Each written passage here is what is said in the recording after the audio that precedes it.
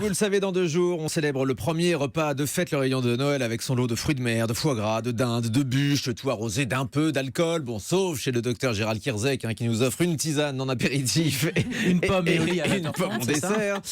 Alors, si ça, il n'en faut pas plus pour attraper une indigestion, disait cette fameuse crise de foie qui n'en est pas une, ou en tout cas quelques kilos en trop dont on aura du mal à se débarrasser par la suite. Un sondage vient d'être réalisé pour l'association Menu, le mouvement pour l'équilibre nutritionnel. Et sachez-le, la moitié des Français disent d'ores et déjà qu'ils s'attendent à prendre du poids pendant les fêtes. C'est finalement pas très étonnant, Dr Cohen, parce qu'on va beaucoup manger. Là. C'est l'usage. De toute façon, à la fin des fêtes, ça se finira en général par 1,5 kg ou 2 kg. Il y avait 2 choix pour exposer les solutions. Soit faire preuve de grande camaraderie et adopter les techniques de Gérald. C'est-à-dire, vous ne mangez pas le jour du réveillon, mais vous ne mangez pas la veille et vous ne mangez pas le lendemain. Et vous êtes à peu près sûr de ne pas prendre de poids. Mais je sais que je ne fais pas l'unanimité autour de cette table.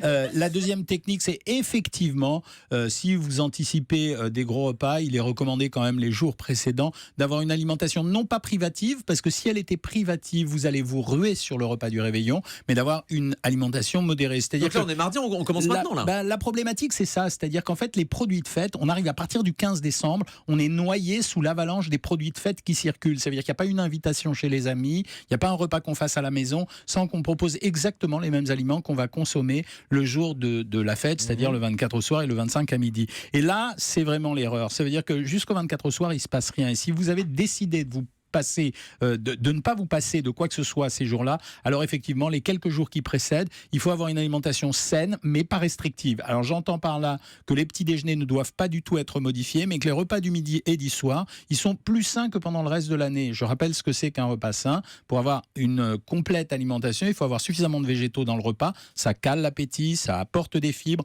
ça va permettre de réguler le cholestérol un peu avant, en tout cas, les fêtes, d'améliorer la glycémie pour certains. On va manger une assiette de crudité en hors d'œuvre. On va prendre des viandes ou des protéines, mais on va les cuisiner sans matière grasse ou avec très très peu de matière grasse, où on rajoutera par exemple une noisette de beurre cru sur les viandes après les avoir cuites.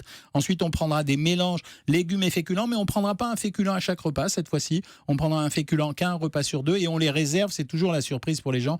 On les réserve le soir parce que je rappelle que les féculents contiennent du tryptophane qui permettent d'apaiser alors que les protéines réveillent, et on finit par un produit laitier et un fruit, ce qui permet d'avoir une nourriture complète, rassasiante et d'anticiper sur les fêtes. Mais surtout ne pas jeûner, c'est ce que vous nous dites, Jean-Michel Cohen. L'inconvénient de faire un jeûne, on peut faire un jeûne après un réveillon, mais l'inconvénient de faire un jeûne avant un réveillon, non, parce que ça aiguise votre appétit. Plus vous amplifiez la frustration avant d'avoir accès à des aliments extrêmement goûteux, et plus vous allez développer la capacité à manger plus que ce qu'il faudrait pour récupérer en sorte cette frustration. Et vous allez vous ruer sur le plateau d'apéro, sur tous les trucs qui sont pas bons, c'est ce qu'on disait tout à l'heure.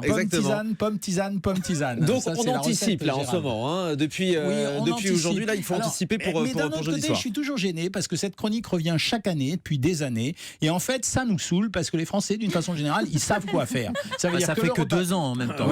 Non mais ici, mais il y a eu plein d'autres endroits, et donc c'est toujours le truc, qu'est-ce qu'on va manger au réveillon de fête, comment détoxiquer le repas. Excusez-moi de poser la question, Jean-Michel.